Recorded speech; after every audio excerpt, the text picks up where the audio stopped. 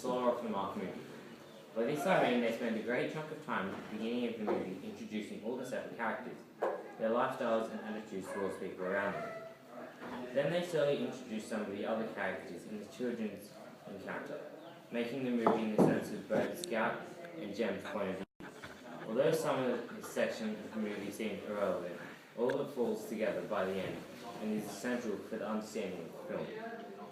As you get to the climax of the film, you become quite engaged as new pieces of information are given that change the look of both the movie and the new characters that we see.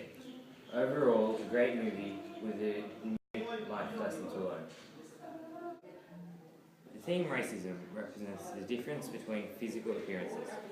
Racism in the film To Kill a Mockingbird is very relevant and very repetitive. The white people, except for Atticus, are against all black people because the white people think they are more superior. The white people had lied in the courtroom in order to convince Tom Robinson. The genre of the film is crime fiction, mystery and drama. This makes the movie into a type of fantasy, as the movie portrays the three genres by showing them at all different times. The genre of crime fiction is shown during the explanation of the multiple accounts of rape during the court scene. This is displayed as Tom Robinson is wrongly accused of rape, and then on his way to jail, he tries to escape and ends up being shot dead. The mystery and drama are shown particularly at the end, where Scout and Gem are walking home from a party and are attacked. This shows the two genres in the sense of mystery, as the two children don't know what is happening, and drama, as they don't comprehend what is happening right up until they are attacked. Tom Robinson is the black man Atticus defends when he is accused of raping a Mayella Ewell. Robinson's left arm is hardly nothing because it was caught in a cotton gin at the age of 12. His exclusive right-handedness is the basis of Atticus' defence. Mayella's bruises were on the right side of her face.